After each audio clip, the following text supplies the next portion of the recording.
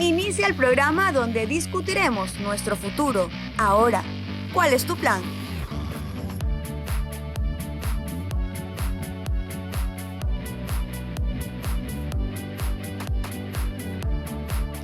Ya viene el debate sobre las propuestas de trabajo, futuro y dignidad.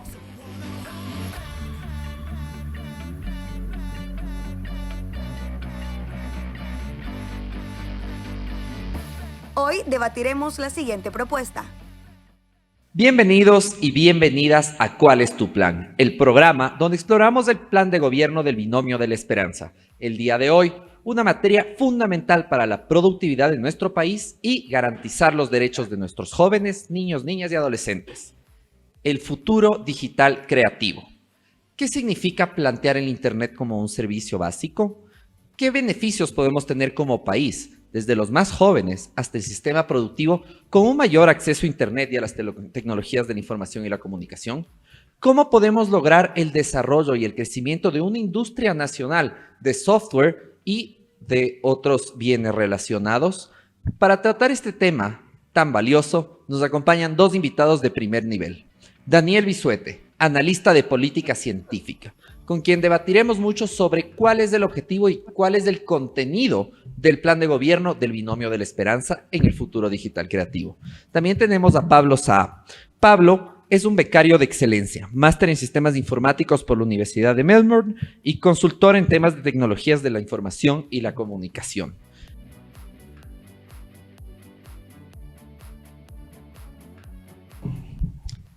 Comenzamos con nuestro programa. Bienvenidos y bienvenidas todas. Hola Emilio, hola Pablo, mucho gusto, gracias por el espacio. ¿Cómo estás, Pablo, el día de hoy? Es un honor estar acá. Es un honor estar acá. Muchísimas gracias. Miren, vamos a entrar directo a materia. La propuesta del plan de gobierno incluye 1 giga para cada ciudadano ecuatoriano. ¿Cuál es el objetivo de este tipo de medidas y, sobre todo, cuál sería la operatividad en la cual se van a realizar? Es decir, ¿es realmente una propuesta viable en el corto plazo o es más bien una propuesta que se podría aplicar después de los primeros años del plan de gobierno? Daniel, cuéntanos un poco. Me parece que es importante entender esa propuesta en el contexto latinoamericano, donde las brechas digitales son pavorosas, ¿no? Muy pocas personas tienen internet, menos del 40% de la población del continente tiene internet, pero además hay que analizar, digamos, la calidad del internet que tienen. No es lo mismo tener internet en el teléfono, ¿no?, que tener el famoso internet de última milla, que es el que te permite tener buena conectividad, acceder a programas, etcétera, etcétera, y, por ejemplo, estudiar a través de ese internet. ¿Cuál es el primer efecto? ¿Cuál podría ser uno de los primeros efectos de la propuesta de 1 giga por ciudadano? Pues acortar las brechas de acceso, ¿no? Que las personas que no tienen actualmente acceso a internet lo tengan, y personas que tienen ya un acceso restringido lo aumenten. Esto, digamos, genera en las personas el desarrollo de capacidades, el desarrollo de habilidades y, por supuesto, la inclusión al mundo digital, algo que comenzó en las últimas décadas del siglo anterior y que acá en Ecuador apenas ya estamos sospechando. ¿Es realizable? Es realizable. Me parece que hay los mecanismos tanto legales, por ejemplo, en la renegociación de los contratos de concesión a las telefónicas. Por supuesto, la minucia jurídica dependerá ya de cada uno de los contratos, pero se puede hacer. Y se puede hacer también vía ley, digamos, vía incentivos, vía instrumentos de la Asamblea. Yo creo que es bastante realista pensar que en los primeros meses de gobierno se puede tener una expansión de la cobertura y que la universalización será paulatina y que seguramente tomará un par de años, pero me parece que es urgente e importante que se arranque con una política de este tipo, sobre todo considerando lo débil que quedó el sistema educativo durante la pandemia. Entonces, entra con fuerza y vamos a tener unos primeros usuarios seguramente jóvenes que van a poder utilizar los primeros bonos de gigas que se den a la ciudadanía.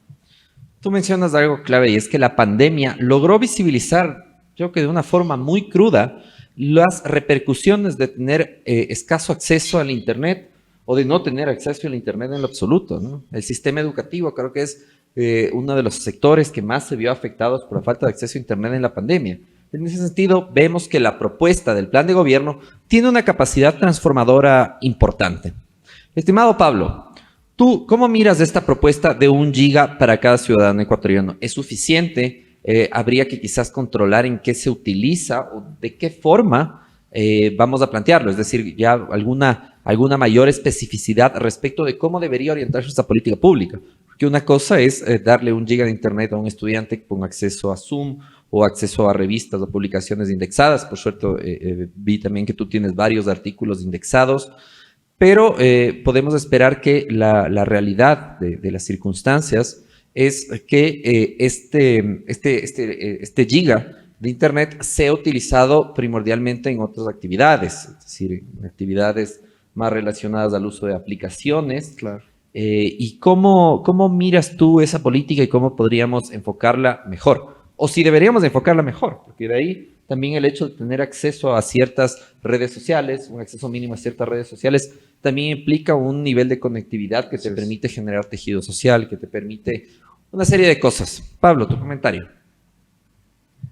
Bien, bueno, antes que nada, un poco apoyo al comentario que hicimos antes sobre la conectividad, ¿no? ¿Es aplicable? Es aplicable. ¿Es suficiente? Bueno, ahí entramos en un tema de discusión. 1 gigabyte.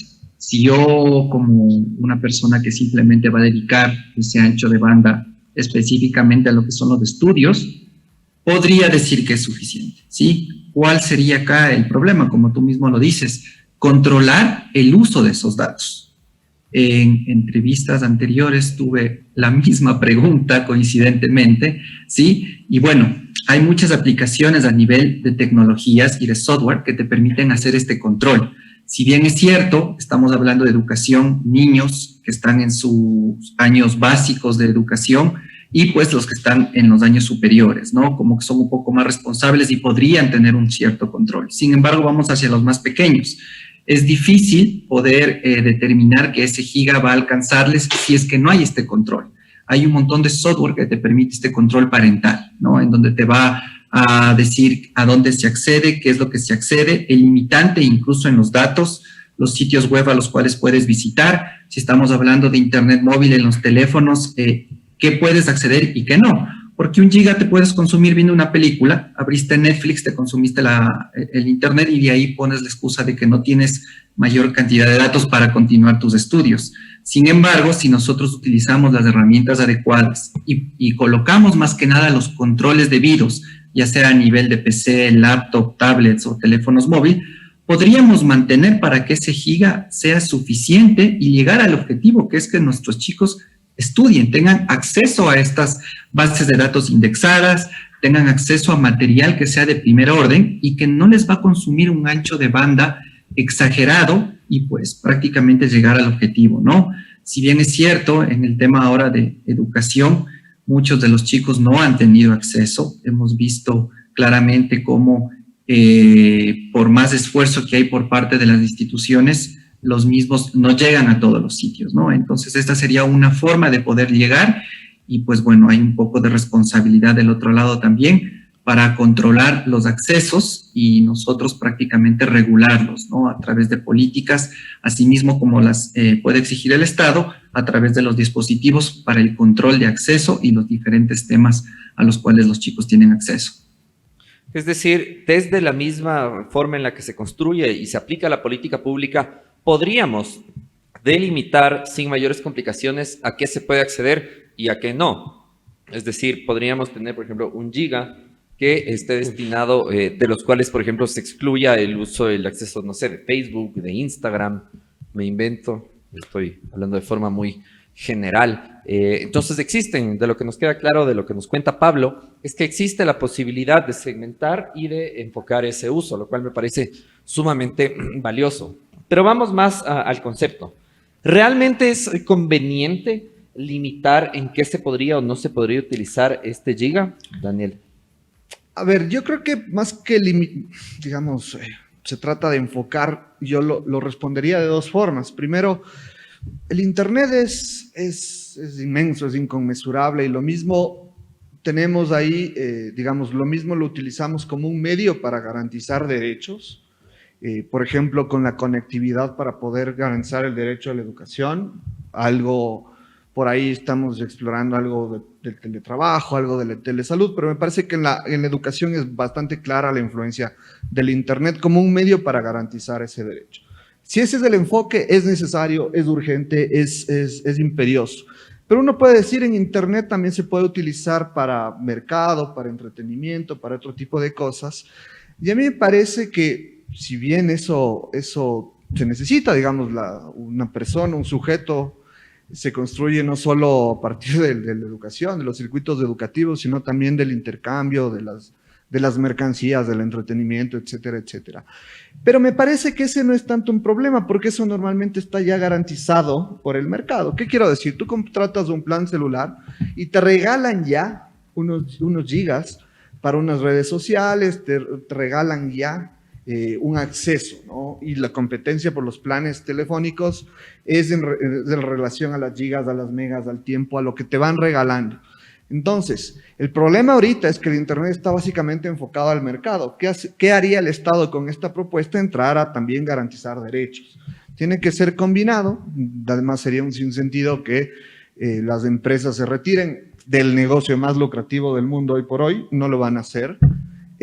Pero sí tenemos una deficiencia de que no podemos estar, digamos, supeditar el derecho a la educación, por ejemplo, a la falta de gigas. Ahí es donde entra el Estado. Para mí son perfectamente compatibles, perfectamente combinables. El rango, el monto, eso, bueno, es una curva de aprendizaje que tendremos con una política que se instaura por primera vez en el país. Recordar que Ecuador ni siquiera tiene 10 años de política de telecomunicaciones. El Mintel se creó recién en el 2011. Estamos, el país, el Estado, la sociedad, estamos en una curva de aprendizaje, pero podemos dar un paso gigante con una política de este tipo, ¿no? Además, piensen en el largo plazo. Esto, digamos, una política sostenida de este tipo durante varios años generará mejor las capacidades de los profesionales, sus oportunidades individuales, una ciudadanía y una sociedad más conectada a lo digital, con mejores y más oportunidades. Entonces, esto es una apuesta a largo plazo que hoy en concreto nos sirve para garantizar unos derechos. Me parece que el objetivo de fondo de este tipo de políticas es llegar a consolidar lo que se conoce como una ciudadanía digital. Es decir, claro, hay varios filósofos modernos que plantean que actualmente tenemos una existencia física, una existencia social y estamos instaurando una existencia digital. Es decir, la forma en la que las personas nos plasmamos desde las redes sociales hasta el contenido cultural que consumimos en el Internet define quiénes somos y eso va generando rastros, generando datos. Subjetividades también. Pero es fundamental garantizar que todos y todas tengan un acceso mínimo a este tipo de tecnologías para no ampliar esa brecha digital.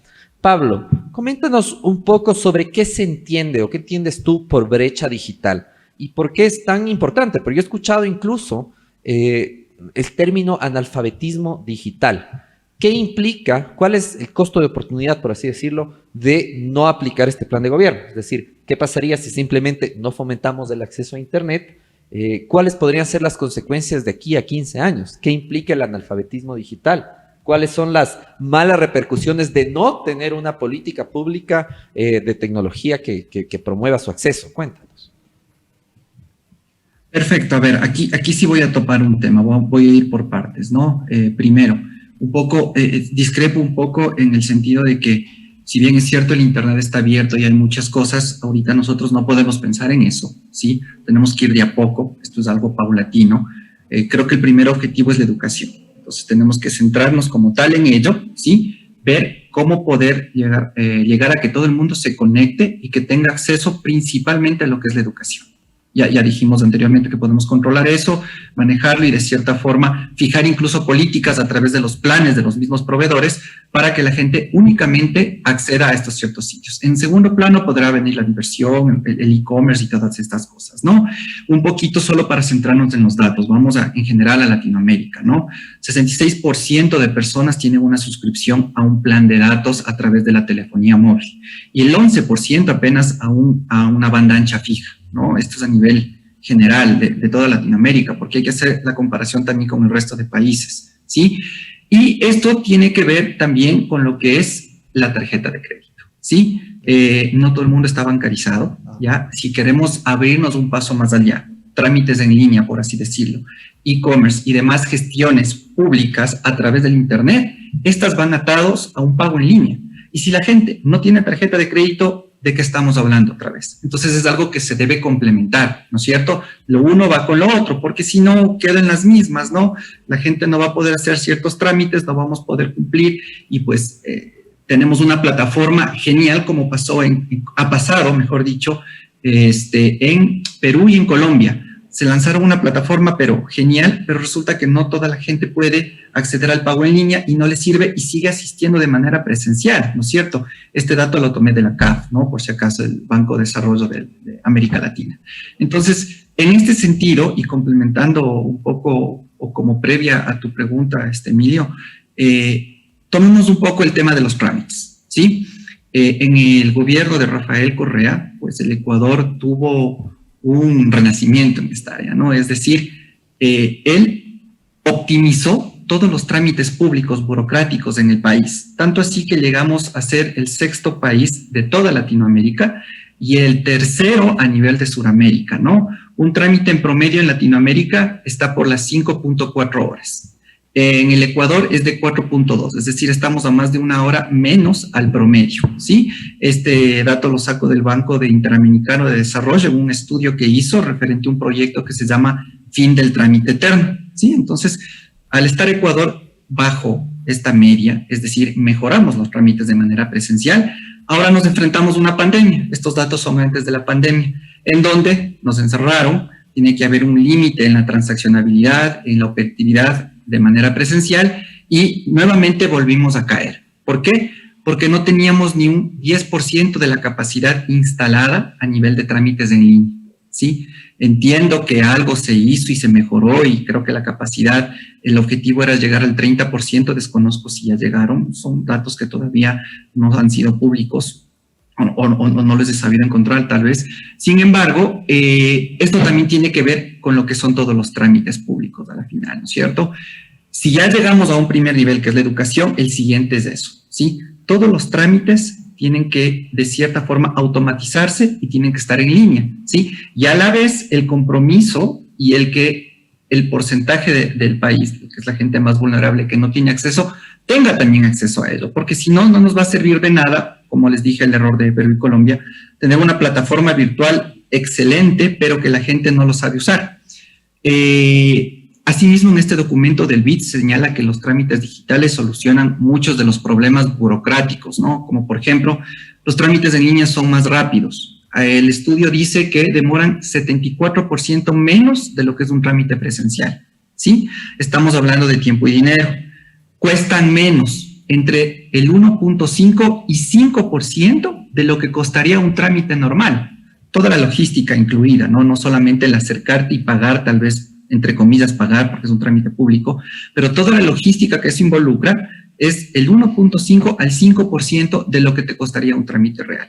Si nosotros ponemos estos números, y apoyando la idea de Daniel de tener este plan, ¿no es cierto?, deberíamos pensar en todo esto, de tal forma que quitamos este tabú que tenemos de las tecnologías, que es lo que pasa aquí en Latinoamérica, un país que está en vías de desarrollo, específicamente aquí Ecuador, que la tecnología lo vemos como un gasto y no como una inversión. Eso pasa a nivel de empresa. Yo como consultor me pasa con muchas empresas, me piden una solución, les doy la solución, el rato que ven el costo dicen, uy, qué caro que ha sido, no voy a gastar, ¿no? Entonces aquí el desgaste es no ver cuánto te cuesta la solución, sino cuánto te va a ahorrar, ¿sí? Y si nosotros leemos un poquito estos datos que son públicos, están en diferentes medios, entre los cuales me pongo a enumerar, se me va toda la hora, ver en realidad cuál es el porcentaje de el ahorro que vamos a tener referente a la implementación de estos trámites, del que la gente tenga conectividad, tenga acceso al Internet, desarrollar un e-commerce, ya no solamente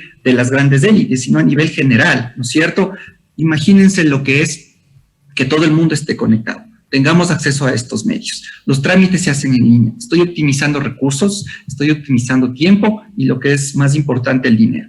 ¿Sí? El Estado podría ahorrarse grandes cantidades de dinero si todo esto manejaría, pero dentro de la misma línea, ¿no? Aparte de la automatización, la bancarización y que la gente un poco se eduque y se culturice, porque esto también es un tema de cultura. Muchas de las personas, no se acostumbran a hacer un trámite en línea, desconfían, tienen miedo, ¿no es cierto? Entonces, eso también limita. Entonces, es un tema de cultura, de educación y de incentivar a que las personas, pues, prácticamente le pierdan ese miedo a la tecnología y, pues, se lancen y tener esta armonía, ¿no? Como diría una utopía en este sentido, ¿no? Claro. Una de las cosas que, y perdón, con esto nada más cierro la idea, es lo vulnerables que somos a la corrupción, que es otro tema desastroso acá en nuestro país, ¿no es cierto? Es un hecho, ¿sí? Los procedimientos manuales de esta interacción presencial y la falta de estandarización de estos procesos, pues dan cabida a que sean vulnerables a comportamientos deshonestos por parte de las personas, ¿sí? Por ejemplo, hay un estudio por Transparencia Internacional que dice que el 29%, casi el 30% de los latinoamericanos han reportado haber pagado un soborno para agilizar un trámite dentro de lo que es el servicio público, ¿sí? Esto es terrible, imagínate cuánto dinero. Más o menos son 90 millones de personas en la región que han vulnerado el sistema por la lentitud que existe. Si nosotros implementamos los trámites en línea a través del Internet, reduciríamos a cero la posibilidad de corrupción, porque todo está sistematizado, ¿no? Sin embargo, la implementación y el uso es bastante bajo, menos del 10%. Eso fue antes de la pandemia, ¿sí? Después de la pandemia tendríamos un porcentaje mayor, pero sigue siendo el tema de que ni bien hemos podido salir, todo el mundo se volca a hacer los trámites de manera manual, ¿no? Entonces, es también otro tema por el cual debemos nosotros emitir alguna política y, como le dije, vamos a educación, vamos a trámites y de ahí llegar hasta nuestra cumbre, que sería el e-commerce. Claro, parece que en realidad también lo que es necesario, cada vez es más claro, es también un proceso de socialización o de acercamiento de la ciudadanía a las tecnologías de la información y la comunicación. Y esto es muy complejo en un país con unas brechas de acceso tan grandes. Yo me quedo con este dato que nos da Pablo, que solo el 10% de la población ecuatoriana tiene acceso a una conexión de banda ancha fija. La gran mayoría del acceso es a través de teléfonos celulares. Y mencionas otra cosa clave, Pablo, y es el tema del gobierno electrónico. Eso implica no solo un uso eficiente de recursos, sino implica también reducir y eliminar espacios de discrecionalidad, que es justamente espacios donde se gesta la corrupción. Entonces, de aquí me queda una cosa muy clara, y es que lo primero es reducir esa brecha de acceso. Entonces, en la medida en la que ampliemos acceso, serán posibles generar una serie de otros cambios que podrán ser muy beneficiosos para el país, para la gestión pública, para la administración y para los negocios privados. Pero ahí tengo una duda. Si estamos hablando de una brecha de acceso tan grande, ¿qué diferencia puede haber entre la política, por ejemplo, que propone ahorita Andrés Arauz, el tema de 1 giga por persona, versus una política de infocentros?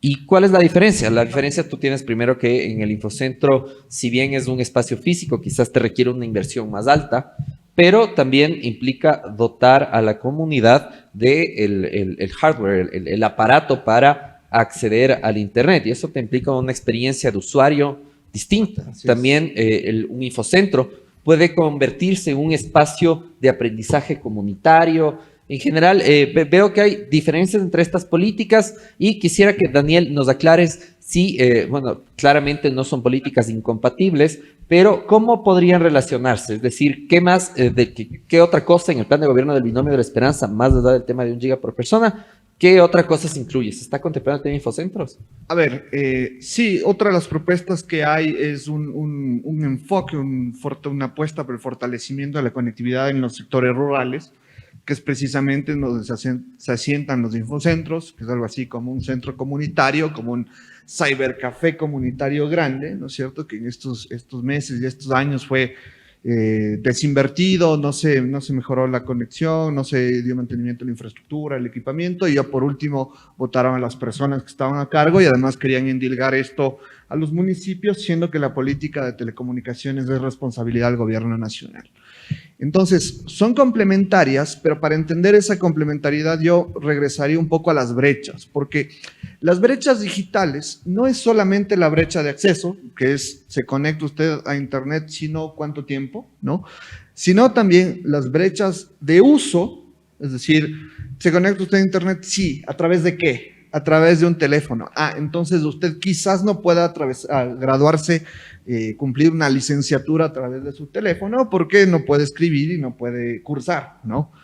Y también las brechas de habilidades, y esto me parece que es clave. Las brechas de habilidades que se construyen a partir de las brechas de uso significa, básicamente, como en toda habilidad, ¿quién tiene el poder? ¿No? Entonces, yo aquí soy un poco crítico con los enfoques más tecnooptimistas del gobierno digital, porque los algoritmos también son corruptibles, porque los algoritmos son una creación humana, los algoritmos tienen sesgo, y igual que toda creación humana, mientras más ojos hay, ¿no es cierto? Mientras más controles cruzados, horizontales, verticales, diagonales hay, pero son autónomos, es decir, basados en las capacidades de las personas, vamos a tener un mejor gobierno. Es decir, yo también creo que las TICs ahorran dinero, tiempo, capacidades instaladas de espacio físico, etcétera, etcétera, pero eso es, digamos, incorruptible en tanto hay más personas involucradas, hay más ojos, ¿no?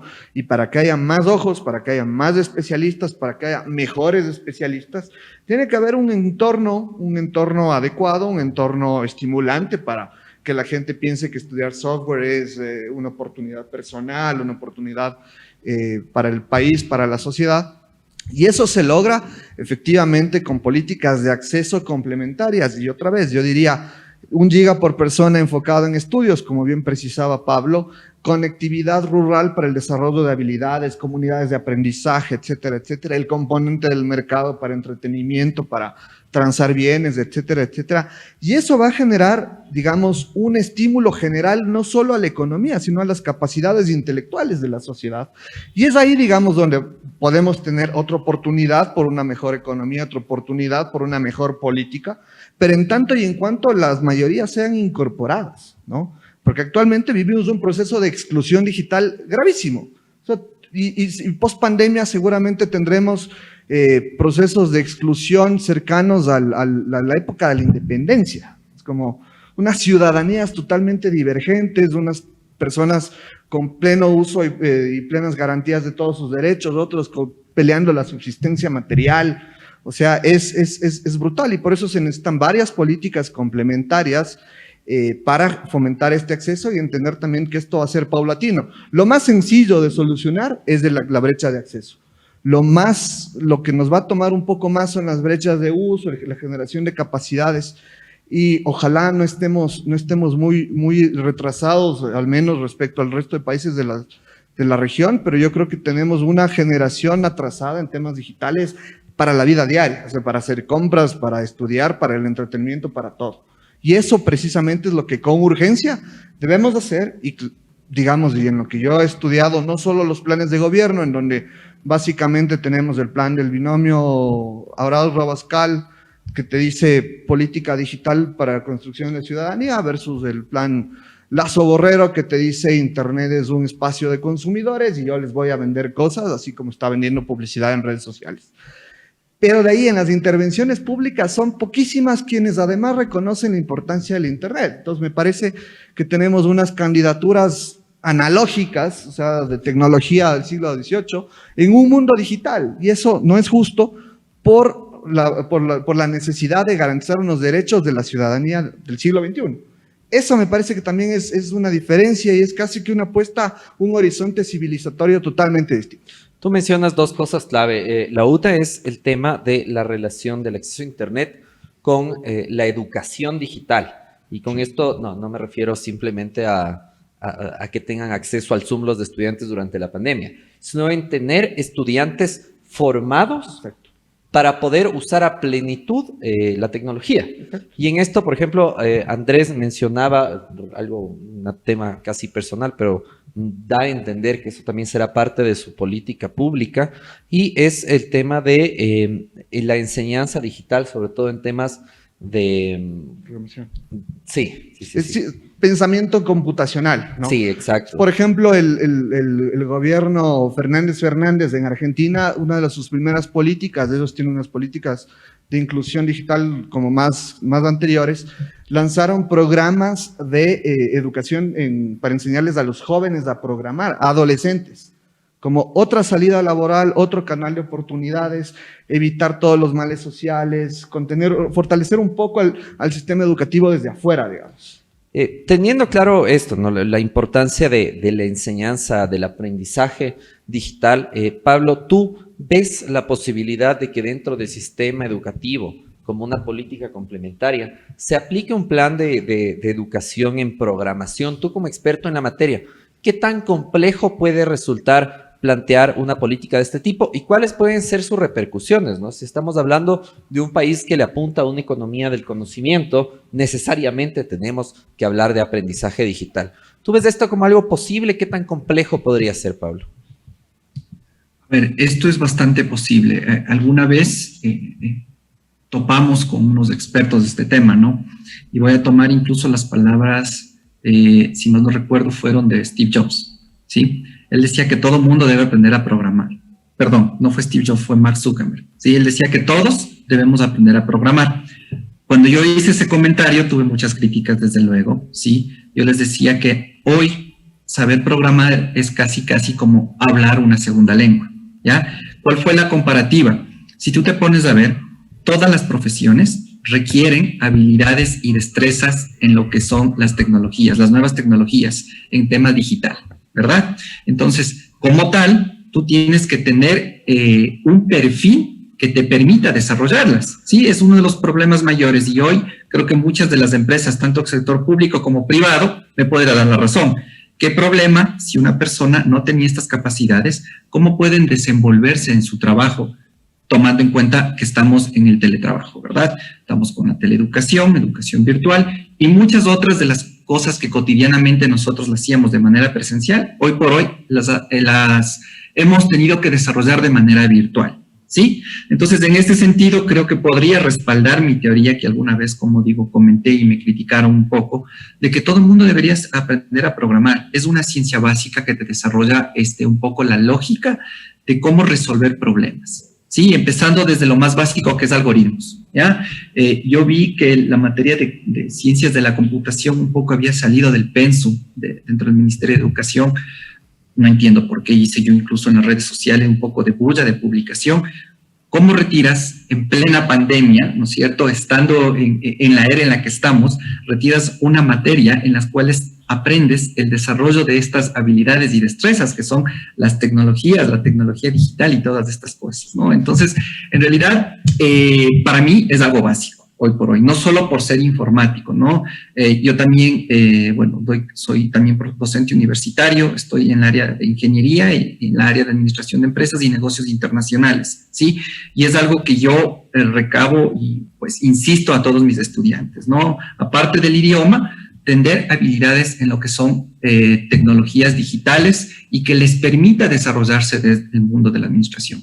Cuando uno sabe sobre tecnologías, uno tiene una noción de lo que es programación y todo el uso de lo que es software básico, ni siquiera no necesitas ser ingeniero en informática o sistemas para tener conocimiento de estas herramientas, porque en realidad estas herramientas te apoyan al trabajo, al día a día, al dirigir equipos como líder, optimizar el trabajo, ¿no es cierto?, hacer un seguimiento. Y en realidad, en toda área, es una materia transversal. Si eres médico, ahora operas con instrumentos, ¿no? Ahí está máquina Da Vinci que coges y lo operas incluso a través del internet. Ciencia ficción, podemos ver series y películas que en realidad el médico lo que hace es dirigir la operación, ¿sí? A través de máquinas que son manipuladas por médicos que ni siquiera están físicamente ahí, sino están en otros países, se opera, ¿no? Los ejemplos básicos han sido pelar una uva y volverla a cocer, o una banana. Esos son los ejemplos básicos que nos dan, pero son reales, ¿sí? Y ojo que cuando le operan a la uva está dentro de una botella, ¿no? Quiere decir que el bracito que ingresa para operar es tan pequeño que cabe en el pico de una botella, ¿sí? Ingresa y hace la operación. Entonces, la incisión incluso es sumamente pequeña. Un médico que no conozca sobre estas herramientas, no esté acostumbrado al desarrollo de nuevas tecnologías, no va a poder operar, así de simple, ¿sí? Porque una persona, en vez de querer tener una herida, se podría decir vulgarmente de este porte, ¿no?, a tener un puntito, pues obviamente yo voy a preferir eso, es el avance de la tecnología, para eso se desarrolla, ¿no es cierto? Un ingeniero utiliza software para levantar su estructura, el arquitecto, no se diga, modela en una herramienta, ¿verdad? La educación, por ejemplo, educación inicial, parvularia. Los niños de ahora no son como los de antes, ¿verdad? Ahora los chicos vienen integrados con un chip.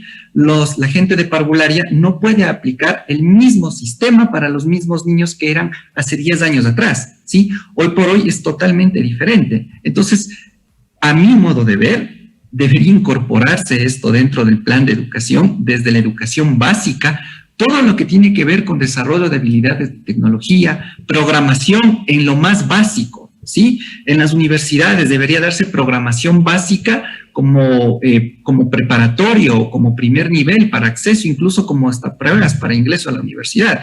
En las mejores universidades del mundo sí se dan estas cosas, ¿no? Y bueno, creo que no necesita presentación. Mark Zuckerberg, que es un erudito, ¿no es cierto?, en las tecnologías, hizo su fortuna programando, haciendo un algoritmo, ¿sí?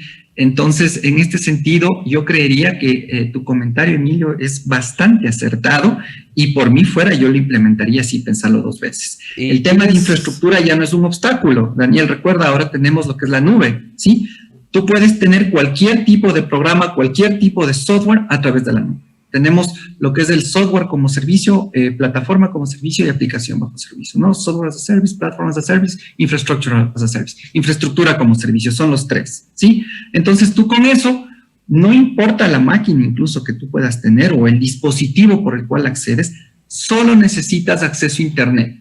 Esto ha desmonopolizado el comercio, pequeña, mediana y micro, pequeña y mediana empresa, ahora tiene acceso a lo que solo las grandes empresas podrían tener. Entonces, otra vez, empezamos. Tema desde educación y llegar hasta un e-commerce, ¿no es cierto? Claro, y ahora, donde todos, ahí vas reduciendo la brecha. Donde todos vayan accediendo, tengan el conocimiento y puedan desarrollar, ¿sí? Porque eso es lo más importante. No solamente que las herramientas estén ahí para uso, sino que las desarrollemos. Vamos, Ecuador puede hacer eso, podemos desarrollar portales, ¿no? Como lo son Amazon, Alibaba, tenemos el conocimiento. Yo conozco mucha gente ecuatoriana que lastimosamente no hay donde se explote eso acá, y esos cerebros lastimosamente son fugados, ¿no? A las grandes empresas, al gran Silicon Valley, donde le podríamos decir, hay un montón de ecuatorianos, latinos, ¿no?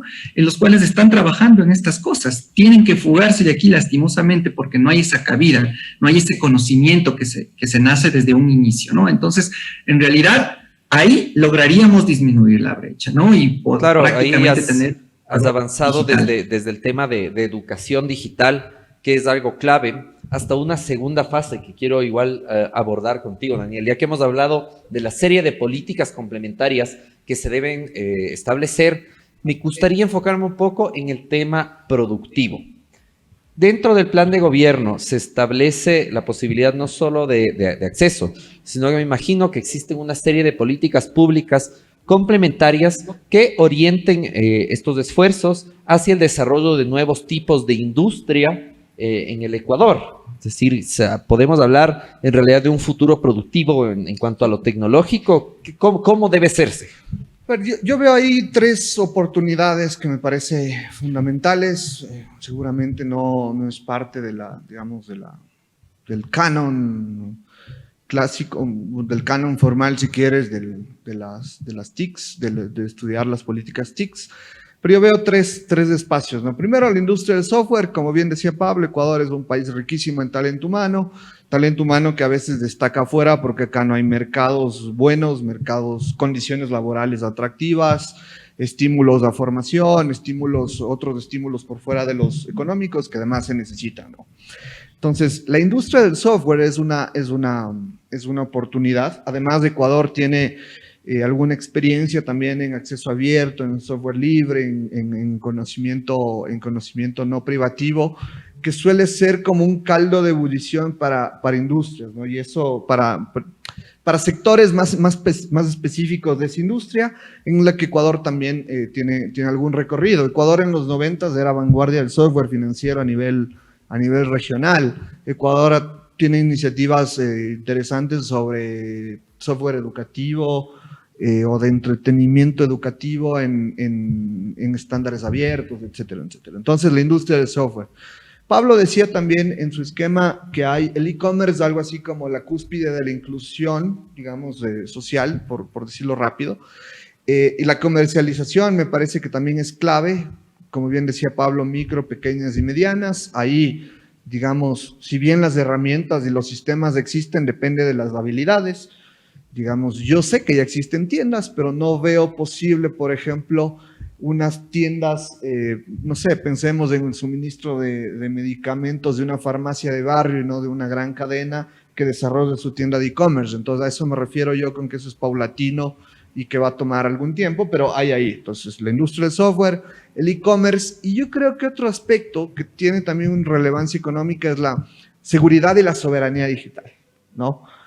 Porque, digamos, todo el tema de la vulneración a seguridades, de los bancos, de las tarjetas de crédito, pero también a los sistemas informáticos del país, también son pérdidas de dinero. Entonces, pensar, por ejemplo, cómo una ciudadanía más empoderada, una ciudadanía con más capacidades puede tener una oportunidad laboral en el mundo del software, mejorar sus negocios, sus actividades profesionales con el e-commerce, pero la sociedad en su conjunto también perder menos, no solo en tiempo como en el gobierno electrónico, sino también por pérdidas, por ataques. Dar la oportunidad, por ejemplo, a pequeños negocios que surjan cuando hay un entorno y una política de seguridad digital, y que eso no sea, digamos, que la seguridad digital no se trance solamente en el mercado, y que cuando tengas que elegir una cuenta, vayas al banco tal porque tiene una mega infraestructura extranjera de seguridad digital, no saber que también tienes entidades financieras o negocios más pequeños que tienen seguridad digital también con capacidades nacionales. Eso cierra un círculo virtuoso de inversión, de capacidades, de habilidades, de ciudadanía, también que es perfectamente contabilizable. Entonces, imagínate tener que Ecuador sea una potencia de programadores, una potencia de plataformas de e-commerce, una potencia regional o subregional de seguridad digital. Esas son oportunidades económicas también, que, insisto, yo no veo en otro plan de gobierno y ni siquiera veo que la gente se pregunte. O sea, no veo a periodistas preguntar esto, no veo a académicos preguntar esto, no veo que los partidos estén siquiera hablando de Internet más allá de decir vamos a hacer publicidad en Facebook, ¿no? Entonces me parece que ahí está la clave, digamos, de entender una política integral, visto desde otro punto de vista, pero integral de una inclusión digital, de una construcción de ciudadanía digital a largo plazo. Pero bueno, yo algo que veo que incluso como quizás una anécdota graciosa para esos candidatos que no tienen una propuesta seria sobre Internet, es que han invertido cientos de miles de dólares en publicidad por Internet, y cuando te das cuenta que en realidad el acceso y uso de Internet en el Ecuador no es tan alto como piensas, capaz se te cae la campaña. Fred, más allá de eso. Sí, perdón, ustedes yo quisiera cortar algo aquí, perdón que les corte. Solo Brasil, México y Uruguay ofrecen más del 50% de los trámites que son gestionados por el gobierno en línea, ¿sí? Estamos hablando de 3. Entonces, tienes razón. ¿Cómo el resto de candidatos no se dan cuenta que eso es importante? ¿Sí? Y teniendo en cuenta la ventaja que te da y la competitividad que te hace ganar esto. Comparado con Europa, que la mayoría de países tienen sobre el 80% de la automatización de todos estos servicios que tiene que dar el Estado a la ciudadanía. Entonces tenemos una brecha larguísima todavía. Pero miren, ustedes comentan una cosa importante, que es el tema de comercio electrónico. Y cuando ustedes hablan de comercio electrónico, yo no puedo evitar pensar en otra cosa que no sea las pasarelas de pago o los corredores de pago, que son necesarios para que los negocios puedan pasar a modelos de gestión un poco más en línea. El problema de estas pasarelas de pago es que, claro, pertenecen o sea, sus ofertantes son segmentos de mercado oligopólicos que están muy atados a los bancos y a los servicios financieros tradicionales. Entonces, me parece que una política importante, si queremos llegar al tema de comercio electrónico y sobre todo a democratizar el mercado virtual, es generar mecanismos de pago digitales de costo reducido. Pablo, tú en tu experiencia personal, ¿cómo se puede hacer esto? ¿Por qué? Primero, ¿por qué el costo de las denominadas pasarelas de pago aquí en Ecuador, que tengo entendido que es sumamente alto? Costosísimo. Y ¿cómo podríamos ofrecerles a estos pequeños y medianos y microempresarios de emprendimientos una opción para ingresar a mercados digitales sin tener que afrontar estos costos enormes de las pasarelas de pago tradicionales? Bueno, nosotros aquí en Ecuador no tenemos muchas, digo muchas porque sí hay plataformas de pago. No sé si conozcan una marca local, es Kushki, ¿sí? Kushki es una plataforma de pago nacional que te ofrece ese servicio, obviamente a un costo más bajo que las demás, ¿no? Hay muy pocas empresas aquí en el Ecuador que están afiliadas a esta plataforma de pagos, ¿no? Entonces, otra vez voy al tema de que no hay confianza, ¿sí? Se cree que el invertir en este medio, en estas soluciones informáticas es un gasto, una inversión. Entonces, esa limitante, tema cultural, es lo que, valga la redundancia, limita a que el resto de empresas y en sí todo el país acceda a este tipo de plataformas, ¿no? Que es algo contra lo que yo como consultor siempre lucho con las empresas, como lo decía antes, todo el mundo quiere la solución mágica, pero nadie quiere pagar por ella. Sí, es un tema de cultura, no vemos el beneficio que nosotros vamos a obtener de ello, sino simplemente vemos que tenemos que hacer un gasto, ¿sí? Otra cosa que yo quisiera perder, no sé si es que en este sentido igualmente voy a ser criticado, ¿no? Pero no tenemos que tenerle miedo al software privado, ¿sí? A veces nosotros le satanizamos, ¿sí? Y creemos que el software libre es lo mejor que hay, ¿ya? El software libre igual cuesta, ¿no? Por si acaso, el software libre no es que es gratuito, ¿sí? Esa es la tendencia que se cree al utilizar software libre, que no cuesta y es más fácil, ¿sí? El mantenimiento del software libre es más costoso que el mismísimo privado, en ese sentido, ¿no? No deberíamos cerrarnos a utilizar plataformas que están desarrolladas y que se pueden trabajar sobre ellas. Cierto es que son cerradas, cierto es que yo no puedo hacer cambios, cierto es que no son fáciles de adaptar. Sin embargo, si tenemos el conocimiento, podríamos sobrevivir con ambas, ¿no? Entonces, en ese sentido, quería hacer también este acote porque escuché también que Daniel hablaba sobre el open source, que en su momento tuvo su auge, vamos más de 40 años y ninguno de los dos gana la batalla, ni el software libre ni el software pagado. Se siguen peleando, es una pelea de más de 40 años que hasta ahora no la gana nadie, ¿no? Por si acaso. Entonces, una muestra de lo que habíamos hablado y de lo que estamos ahora diciendo sobre la capacidad de que tenemos talento humano en esto. Conozco y he trabajado en muchas empresas a nivel internacional que están hospedadas aquí en Ecuador, ¿sí? Los salarios de los desarrolladores que trabajan en estas empresas son muy superiores a los de las empresas locales aquí en el Ecuador, ¿sí? Trabajan solamente con software privado, desde luego, ¿sí? ¿Por qué estas empresas vienen acá al país? Es porque saben que en Ecuador hay talento humano.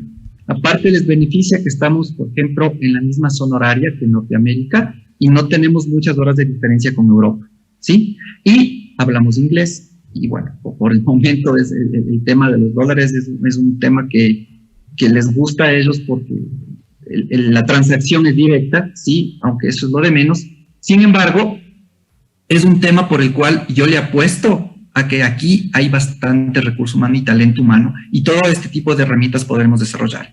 Te hablé por el momento que tenemos Kushki Pagos, que es una herramienta local, pero deberíamos desarrollar más plataformas. Tal vez deberíamos tener una incubadora para desarrollar este tipo de proyectos y no dejarlo a la intemperie, sino en verdad hacer un análisis como el que estamos haciendo ahora de qué son las cosas que faltan y en base a esas cosas que faltan ir desarrollando las soluciones independientes y prácticamente a través de nuestros mismos becarios incluso, ¿no? Que son los que salen y se han enriquecido en esta área totalmente, desarrollar este tipo de soluciones. Vamos, hay que aprovechar el talento nacional que al mismo gobierno le costó enviar y que ahora está acá. Y yo que fui parte de este grupo privilegiado, me siento al haber tenido esta opción de estudiar en una de las mejores 50 universidades del mundo, prácticamente que nos permitan socializar, ¿no? Muchos de los becarios lo han hecho, han trascendido acá.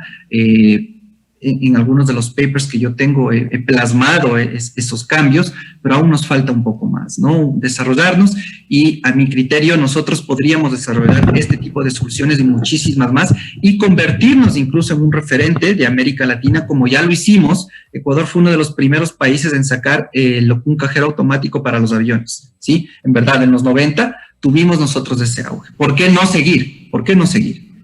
Entonces, me queda claro una cosa muy interesante, y es que ya tienes tú en Ecuador un talento humano, no sé si suficiente, pero ya existe un talento humano y con un potencial de generar toda una industria y una línea de desarrollo enfocada en el software. Bueno, amigos, nos queda muy poco tiempo, entonces quería pedirles sus comentarios finales de cierre. Dan, ¿por qué esta clave el enfoque del plan de gobierno del binomio de la esperanza en cuanto al tema tecnológico y digital? Yo cerraría con 3 ideas. Me parece que es clave, digamos, la base del acceso es lo que nos permitirá construir ciudadanías digitales. ¿Qué es la ciudadanía digital? Que las personas puedan estar en Internet para garantizar sus derechos, o sea, que puedan cumplir sus derechos a través de Internet, así como también conectarse con el mundo. El mundo está en Internet, buena porción del mundo, de la realidad está en Internet. Y no vivimos en una isla, no queremos desconectarnos del mundo, sino por el contrario, conectarnos no a costa de nosotros, sino conectarnos en una mejor posición. Entonces, por ahí una idea. Una segunda idea es un motor económico totalmente inexplorado en el país en términos macroeconómicos. ¿Qué quiero decir? Que no significa que no haya, y por el contrario, hay talento, hay empresas, hay iniciativas, hay un mercado que debemos seguir desarrollando, creciendo, modernizando para el mercado nacional, pero también el mercado regional, ¿no? Pensar en la exportación de servicios como una oportunidad para mejorar las condiciones del país. Y tercero, parece que es clave, digamos, tener como unas políticas base, unas políticas transversales de Internet para comenzar, digamos, para que el resto de los actores sociales puedan contribuir, las universidades, la sociedad civil organizada, los gremios, porque hay gremios de programadores, hay gremios de productores culturales, de la economía naranja, etcétera, etcétera. Porque imaginémonos qué van a hacer esos actores si no hay acceso a Internet. Sencillamente no hay el objeto sobre el cual trabajar. Entonces, el Estado pone las condiciones base, lo base, para que la ciudadanía y varios actores sociales se vayan apropiando y vayan debatiendo el tema. Yo diría que estas políticas se están planteando que son como políticas base para el desarrollo de oportunidades, de subjetividades, de debate político, que estamos en el país bastante quedados a nivel de la región, no se diga de otros lugares del mundo. Gracias, Daniel. Pablo, ¿por qué el binomio de la esperanza o su plan de gobierno es el que plantea o a tu conocimiento cuál es la mejor propuesta en materia de política pública sobre acceso a Internet y tecnologías digitales? Muy breve para el cierre. Bueno, la posibilidad para el desarrollo personal y de la industria es a través del Internet, ¿sí? Entonces, es muy importante para la educación, que es lo que busca el binomio. Las TIC aportan mucho valor a la educación, ¿sí? Son más divertidas, los contenidos son más adecuados a lo que son las nuevas generaciones, ¿no es cierto?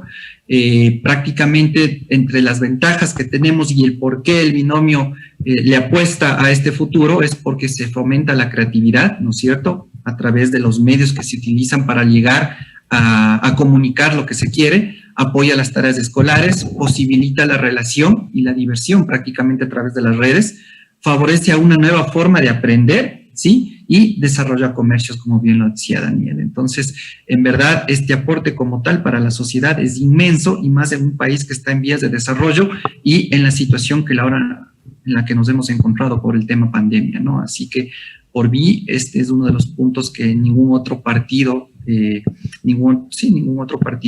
ha apostado, y creo que se ha dado cuenta de la riqueza que hay acá y de la magnitud y el impacto que tiene a través de nuestra sociedad. Perfecto. Muchísimas gracias, Pablo. Muchísimas gracias, Emilio, Daniel. Pablo. Tus comentarios han sido esclarecedores. Ha sido una conversación interesantísima sobre un tema del que sinceramente desconozco mucho, pero en realidad ustedes me han puesto al tanto de una manera sumamente didáctica. Les agradezco su presencia. A todos quienes nos ven y nos escuchan, no se olviden de seguirnos en nuestras redes. No olviden que vamos a seguir analizando cada uno de los objetivos macro del plan de gobierno de Andrés Arauz y Carlos Rabascal del Binomio de la Esperanza. Y nos vemos en el siguiente capítulo de ¿Cuál es tu plan? Hasta luego. Chao. No Gracias, solo son amigo. propuestas, es nuestro futuro. Dinos ahora, ¿cuál es tu plan? Hola Wickers, me pregunto, ¿cómo podemos participar en la democracia que no sea solamente yendo a votar? Pues nosotros, la lista 1, proponemos que ustedes pueden enviar su propuesta.